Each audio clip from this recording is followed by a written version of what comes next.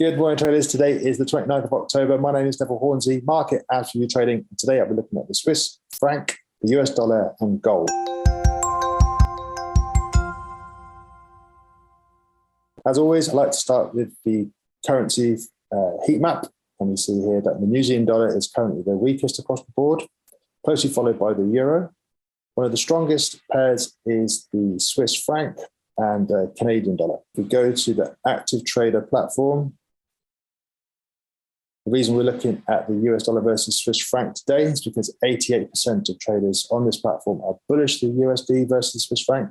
And if you look down to the Euro Swiss here, we've got 96% of traders long the euro and short the Swiss franc. So when it's this extreme on the sentiment indicator, I look for reasons to be getting short.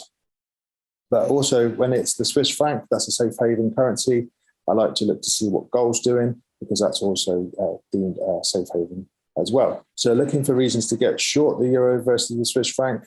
We kind of missed the boat really. Last week, the big breakout of the swing low from August 2021, see here.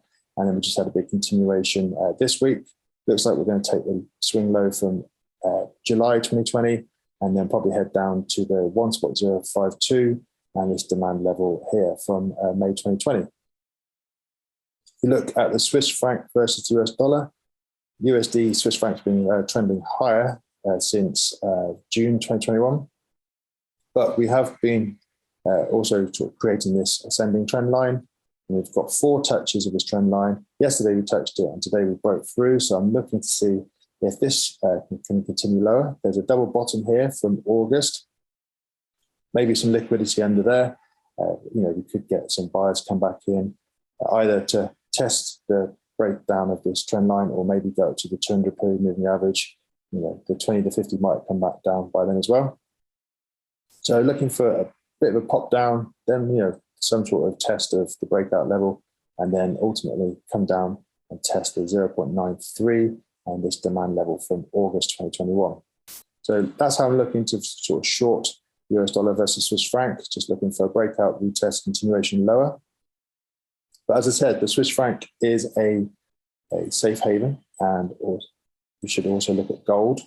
Now, gold has been in a consolidatory period for the last 4 days. This is the 5th day that we've been trading within the range of the 22nd of October's prices. And as I said, the US dollar versus Swiss franc looks like it's going to come lower. That means some movement to the Swiss franc, moving to safe havens. So I'm actually looking for a weaker dollar and a move into gold. So looking to see if we can get a breakout to the upside of gold. So if we get above 1800 today, hopefully we'll get a big push up above 1810 and then hopefully above 1814. And if that does happen, then there's definitely no reason why I don't see us testing up to this triple top here at 1835. Now we've got US PCE inflation data coming out today. That might be the catalyst. There's also other data out which could help the US dollar. Yesterday was a big down day in the US dollar. So maybe when the US dollar traders come in, they'll continue yesterday's trend. Okay, so it is a Friday. There is data out today. You need to be careful. Maybe only trade an aggressive breakout of the 22nd of October's high here, rather than messing about in the middle of this range.